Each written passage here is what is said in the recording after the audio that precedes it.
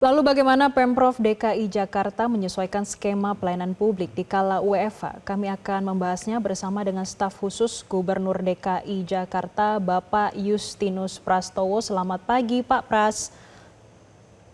Selamat pagi, Mbak Jessica. Iya, Pak Pras, kita sudah melihat dari berita sebelumnya bagaimana pernyataan dari Gubernur DKI Jakarta akan melaksanakan dan juga sudah menyiapkan berbagai sanksi jika itu dilanggar. Tapi secara teknis sebetulnya bagaimana sih pelayanan publik ini tetap berjalan ketika ASN di DKI Jakarta menerapkan WFH di hari ini nih, hari Jumat? Ya, baik, terima kasih para pemirsa Metro TV. Kami informasikan pemerintah DKI Jakarta mengikuti pedoman dan arahan pemerintah pusat melalui SE nomor 3 2026 Menpan RB dan SE nomor 800.15 Mendagri. Prinsipnya pemerintah DKI sudah menyiapkan segala sesuatunya termasuk pengaturan siapa saja yang bisa menjalankan tugas secara WFH atau work from home, lalu pengaturan komposisinya, proporsi dibatasi antara 25-50% nanti mengikuti kebutuhan di lapangan.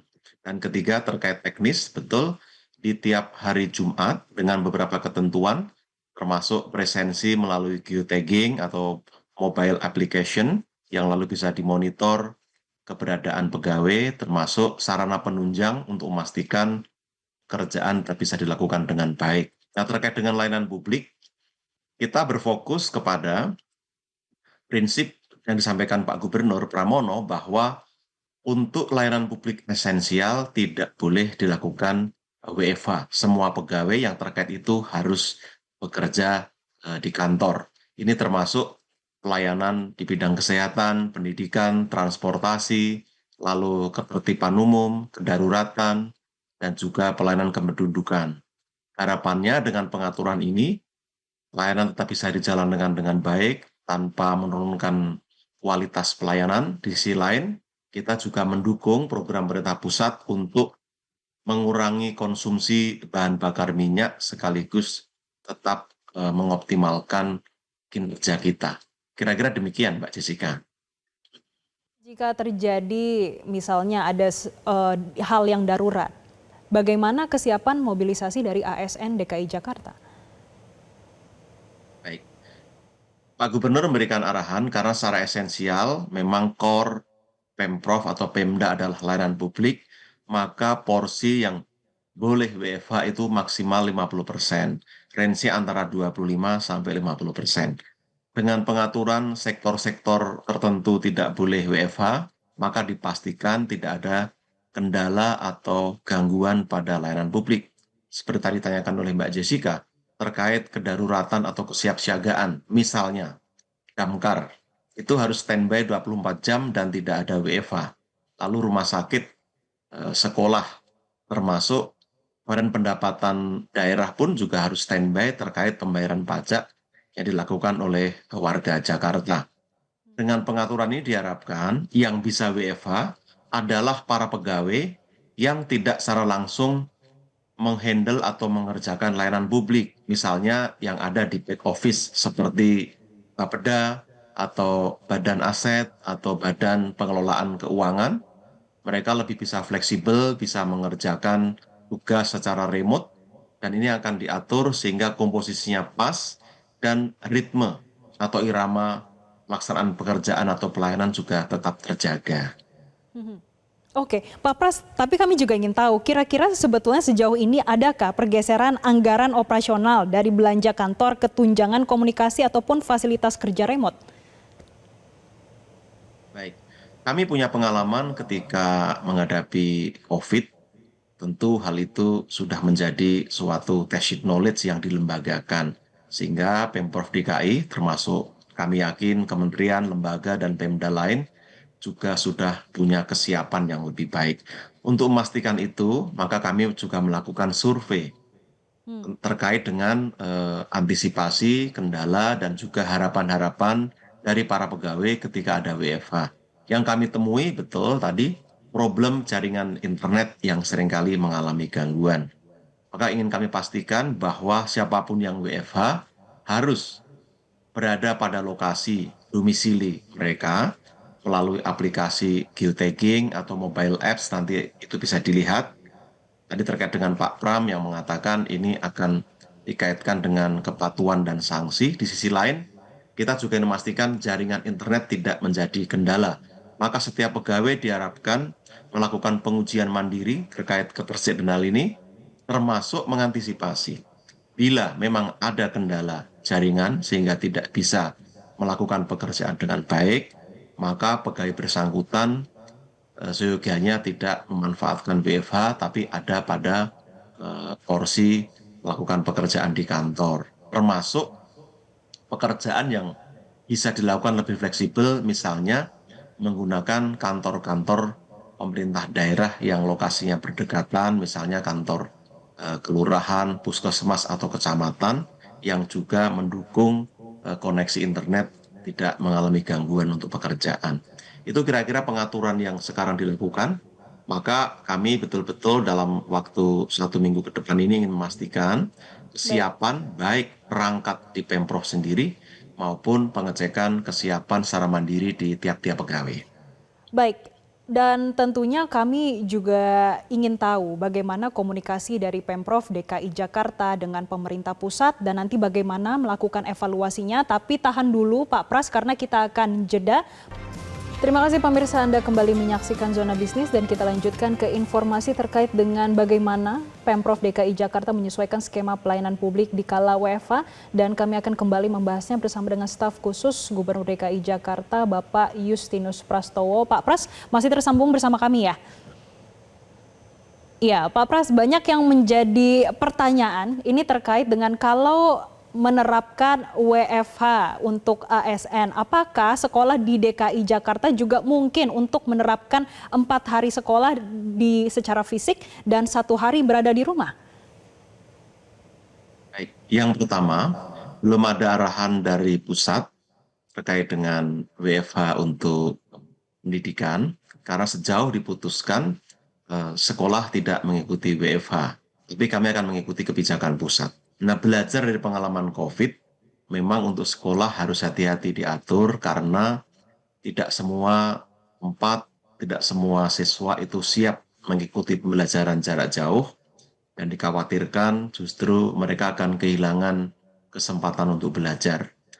Tapi prinsipnya kami akan mengikuti kebijakan pusat dan kita siapkan segala sesuatunya. DKI sudah punya pengalaman waktu COVID kemarin dan dipastikan apapun mekanismenya kami siap mengikuti.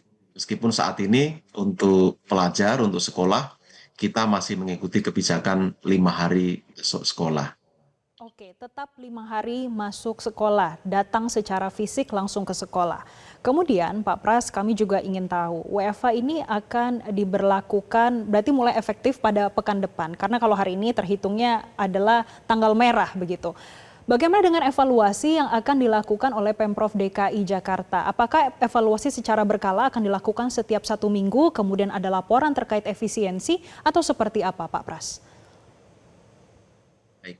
Saat ini kami bersama Badan Kepegawaian Daerah masih melakukan identifikasi bidang, sektor, area mana yang bisa melakukan WFH secara optimal. Lalu kami juga akan menghitung kira-kira berapa porsi pegawai yang nanti bisa secara bergantian melakukan WFH.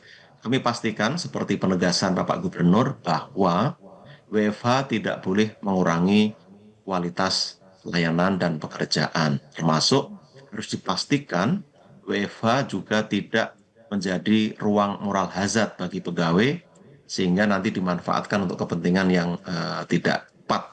Maka kami betul-betul mengukur terkait dengan domisili tempat kerja di rumah, lalu melalui geotagging, ada aplikasi yang disediakan, presensi 2 kali pagi dan sore, termasuk report pekerjaan secara berkala kepada atasan langsung. Dan tiap minggu ini akan kami evaluasi sejauh mana efektivitasnya, termasuk sebagaimana arahan pemerintah pusat, kami juga mengukur seberapa efektif kontribusi WFH ini terhadap pengurangan konsumsi BBM dan juga biaya-biaya lain yang timbul karena itu. Tapi sejauh ini untuk komunikasi dengan pemerintah pusat terkait dengan penerapan WFH seperti apa Pak Pras? Baik, komunikasi Pemprov DKI dengan pemerintah pusat sangat lancar, tidak terbatas soal WFH, tapi di hampir semua lini, di semua sektor, kami berkoordinasi dengan sangat baik.